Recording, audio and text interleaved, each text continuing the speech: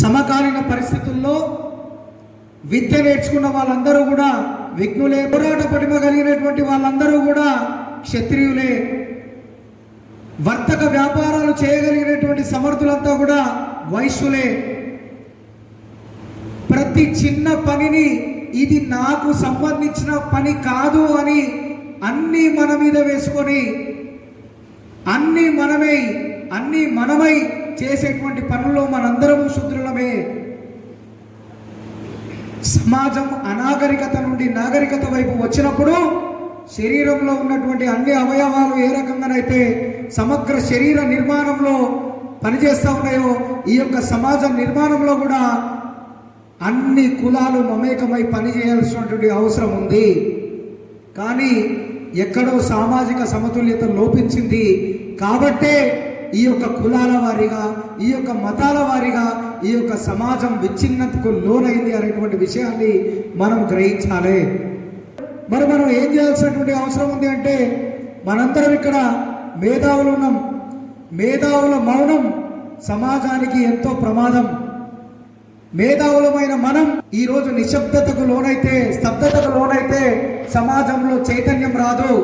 ఆ చైతన్యం రావాలంటే, ఆ పోరాట పటిమ కావాలంటే మనందరం కూడా ఎక్కడ మాట్లాడినా మన యొక్క బీసీ వర్గాలలో ముఖ్యంగా చైతన్యం అనేటువంటి జ్వాలను రగల్చాలి అనేటువంటి విషయాన్ని మనం గుర్తెరగాలి. ఈరోజు వెనుకబడినటువంటి వర్గాలు మనమంతా. కుమ్మర సమాజం 116 అంటే కూడికలు తీసివేతలు అన్నీ వేసి తీసి ఉన్న తర్వాత మిగిలినటువంటి కులాలు ఏంటి అంటే 116 బీసీ కులాలు ఉన్నాయి. 116 బీసీ కులాల్లో మనదొక కులము. కానీ వెనుకబడినటువంటి కులాలు, వెనుక వేయబడినటువంటి కులాలు ఈ రోజు నుంచి, ఈ సమావేశం నుంచి వెంటాడేటువంటి కులాలు కావాలి. వెంటాడి మనం సాధించుకునేటువంటి కులాలు కావాలి. దానికి మన కుమ్మరులు మనవంతుగా కష్టపడాలి అనేటువంటి విషయాన్ని నేను మీ అందరికీ ఈ సమావేశం ద్వారా తెలియజేస్తా ఉన్నా.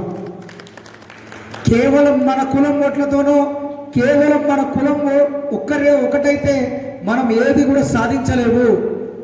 మనము సమాజంలో ఏ మహనీయుల చరిత్రలు అయితే మనం చెప్పుకుంటున్నామో, ఏ మహనీయులైతే మన కులంలో పుట్టారని మనం చెప్పుకుంటున్నామో, వీళ్ళు కేవలం మన కులం కోసం పుట్టిన వాళ్ళు కాదు. ఈ సమాజ హితం కోసం పుట్టిన వాళ్ళు, ఈ సమాజానికి దిక్సూచిలా పుట్టిన వాళ్ళు. వాళ్ళని మన కులానికి మాత్రమే పరిమితం చేయొద్దు అనేటువంటి విజ్ఞప్తి చేయడానికి ఈరోజు జనగాం దాకా తరలి వచ్చినాం. ఈ మొల్లమాంబ జయంతి నేడు మన కుమ్మరి సంఘాలు చేస్తుండొచ్చుగాక. ఈ చైతన్యం ఉభయ రాష్ట్రాల్లో ఈరోజు కుమ్మరులు మాత్రమే చేసి ఉండొచ్చు.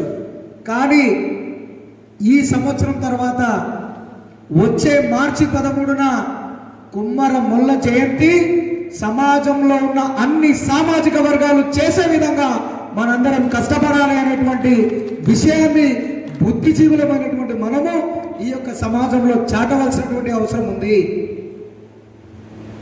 ఏ రకంగానైతే స్వాతంత్ర ఉద్యమంలో మనము అసువులు భాషణమో, కులాలకు అతీతంగా, మతాలకు అతీతంగా ఏ రకంగానైతే తెలంగాణ తొలిదశ పోరాటంలో, మలిదశ పోరాటంలో మన బ్రతుకులు బాగుపడతాయని, సామాజిక తెలంగాణ వస్తుంది అని, దాంట్లో ఈ యొక్క జాతులకు ఏదైనా న్యాయం జరుగుతుందని కష్టపడ్డామో, అది నిజంగా ఈరోజు జరిగిందా అంటే మళ్ళీ పెద్ద ప్రశ్నార్థకమైనటువంటి విషయంగా మిగిలింది.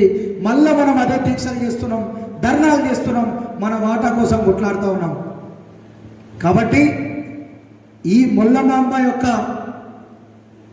లేదా ఏ బీసీ సామాజిక వర్గానికి కానీ, ఏ సామాజిక వర్గానికి కానీ చెందినటువంటి ఒక ఉత్తమమైనటువంటి వ్యక్తులు యొక్క జయంతులు చేసినప్పుడు మనము సమాజానికి ఇచ్చేటువంటి సూచన ఒకటి ఏముండాలంటే, మనము 10 కులాలని మన సమావేశాలకు పిలవడం, 10 కులాల సమావేశాలకు మనం పోవడం, దానివల్ల ఈ యొక్క కులాల యొక్క కలయిక వల్ల చైతన్యం వస్తుంది. ఆ చైతన్యం వల్ల రేపు సామాజిక తెలంగాణ ఉద్యమం ఏర్పడుతుంది. సామాజిక తెలంగాణ ఉద్యమం ఏర్పడితే ఖచ్చితంగా సామాజిక న్యాయం అనేది ప్రతి కులం యొక్క గుమ్మం పెడుతుంది అనేటువంటి విషయాన్ని మనం తెలుసుకోవాలి.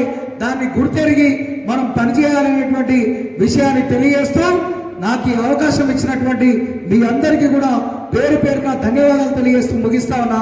భారత్ మాతాకి జై.